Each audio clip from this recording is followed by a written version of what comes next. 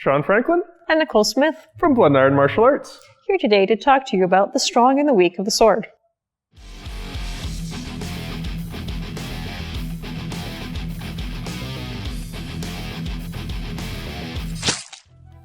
So, what is the strong and weak? Generally, it's where on the blade you're making contact and pushing with. Weak is closer to the tip, strong is closer to the hilt. By pushing on the weak part of his sword, I have a lot more leverage than he does, and I can actually move the tip of his sword relatively easily. If I try to do the same thing to the strong part of his sword, it's really hard. I'm not really going to get anywhere. The further you go through fencing history, the more they divided the blade up for even more precise control, but the concept of strong and weak is still the same no matter where you're looking. The easiest way to explain this with rapiers is, if we start in a neutral position, we're both trying to constrain from an equal point on the sword, most likely we're going to miss. Or, worst case scenario, if he's stronger than I am, he's going to land his thrust and I'm not. A much better way to attack is to move your strong onto your opponent's weak. You have a much better leverage position. They're not going to be able to defend unless they do something very wild and drastic. Conversely, if I take the weak part of my sword to the strong part of his and try to do that exact same lunge, it's not going to end very well for me.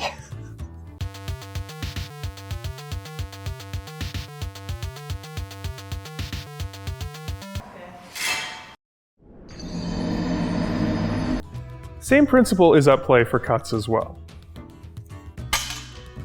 When we meet in a neutral position, there really isn't much of an advantage for either one of us.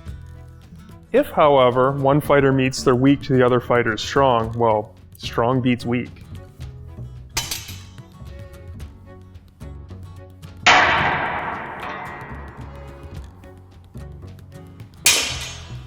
There is a maximum height to how high your hands can go.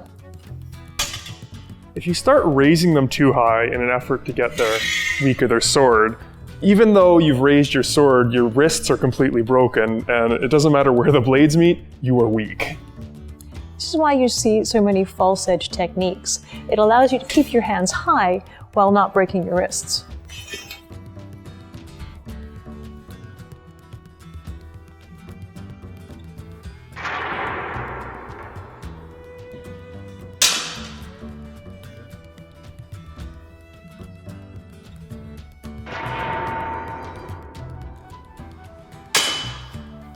Once the swords have made contact, it is also possible to work against your opponent to gain a better leverage position on the sword.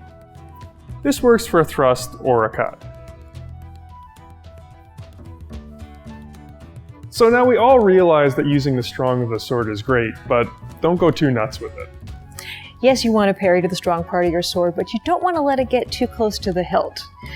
This is a bad day. Additionally, when you're attacking, as the sword rotates, the weak is moving much faster than the strong. Especially if you're in close, this isn't so much cutting as just clubbing your opponent.